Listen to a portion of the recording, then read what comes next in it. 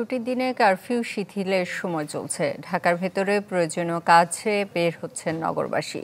কোথাও কোথাও যানবাহনের চাপ দেখা গেছে। ঢাকা থেকে ছেড়ে যাচ্ছে দূরপাল্লার বাস, তবে রয়েছে যাত্রী সংকট। ফলে কিছুটা দেরিতে ছাড়ছে বাস, তবে নেই অতিরিক্ত ভাড়া নেবার অভিযোগ। একই সাথে ঢাকায় আসছে পণ্যবাহী ট্রাক ও পিকআপ। সকাল ৮টা থেকে বিকেল ৫টা পর্যন্ত কারফিউ শিথিল আছে, ফলে খুলেছে দোকানপাট। সড়কের নিরাপত্তা নিশ্চিতে সতর্ক অবস্থানে আছে আইন শৃঙ্খলা রক্ষাকারী বাহিনী। ১৪,০০০ ১৫,০০০ টাকা টিপ, আজকে ৫,০০০ টাকা টিপ আইছি।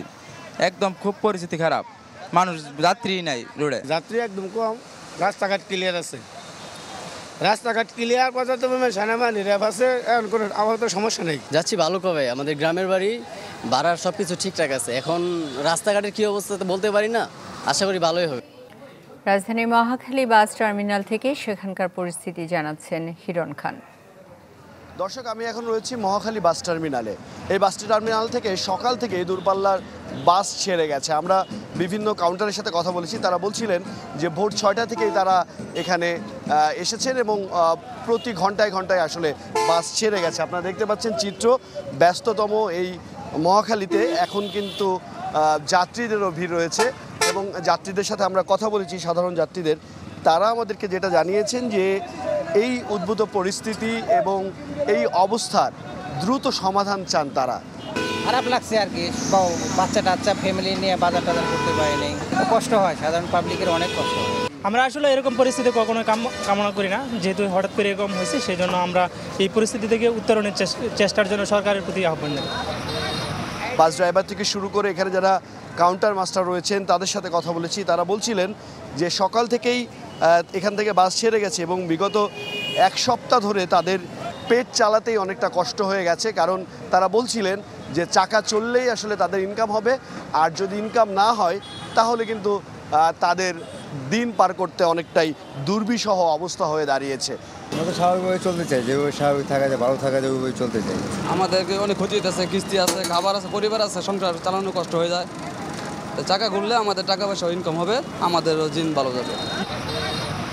এখন পর্যন্ত বলা যেতে পারে মহাখালী, ফার্মগেট, বিজয় সরণি এবং এই আশপাশের এলাকাগুলো, যেই এলাকাগুলো রয়েছে সেই এলাকাগুলোতে আমরা বিভিন্ন জায়গায় ঘুরেছি এবং কোথাও কোনো নাশকতার চিহ্ন কিন্তু আমরা এখনো পর্যন্ত দেখিনি।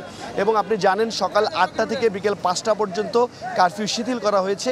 এই 8টা থেকে 5টা পর্যন্ত এই শিথিলতার মধ্যেই কিন্তু সাধারণ মানুষ বের হচ্ছেন দৈনন্দিন কাজ সেরে নেওয়ার জন্য। অর্থাৎ আজকে শুক্রবার হলেও রাস্তায় কিন্তু গাড়ির চাপ রয়েছে।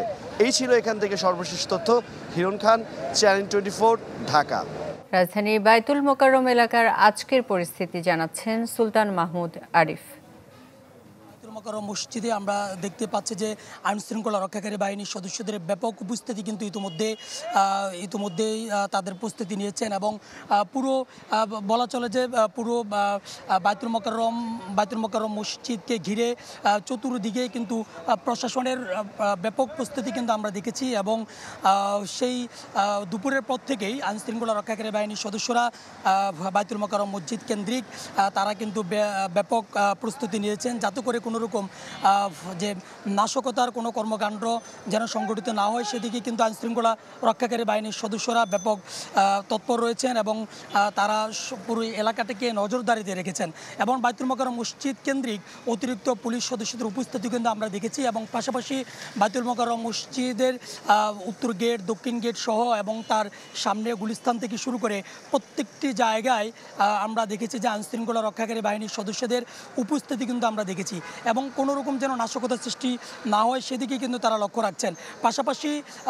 পাশাপাশি শুধুমাত্র বায়তুল মোকাররম মসজিদে নয়, বৈষম্য বিরোধী ছাত্র আন্দোলন যারা কোটা সংস্কারের দাবিতে আন্দোলন করেছেন এবং তারা দেশব্যাপী সারা দেশের মসজিদগুলোতে যতজন আহত নিহত হয়েছেন তাদের জন্যই মূলত দোয়ার যে আনুষ্ঠানিকতা বা দোয়ার যে আয়োজন সেটি কিন্তু করেছেন। পাশাপাশি ক্ষমতাসীন দল আওয়ামী লীগের পক্ষ থেকেও দোয়ার আয়োজন করা হয়েছে। সব মিলিয়ে বলা চলে যে কিছুক্ষণ পর এখানে বায়তুল মোকাররম মসজিদে জুমার নামাজ আদায় হবে এবং তারপরেই মূলত এখানে দোয়ার যে আনুষ্ঠানিকতা, দোয়ার যে আয়োজন সেটি শুরু হবে। মুসল্লিরা আসা শুরু করেছেন, বাহিরে আইনশৃঙ্খলা রক্ষাকারী বাহিনীর সদস্যদের ব্যাপক উপস্থিতি কিন্তু রয়েছে। রাজধানীর বায়তুল মোকাররম এলাকার থেকে সবশেষ অবস্থা জানাচ্ছেন মাহফুজ কামাল। শুক্রবার জুমার দিন বায়তুল মোকাররমের ঠিক দক্ষিণ গেটে রয়েছি।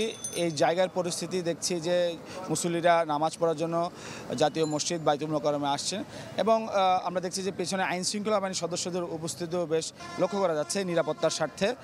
আরেকটি বিষয় বলতে হয় সেটি হচ্ছে যে এমনিতেও কারফিউ চলমান, কারফিউ কিন্তু সকাল 8টা থেকে বিকাল 5টা পর্যন্ত শিথিল রয়েছে।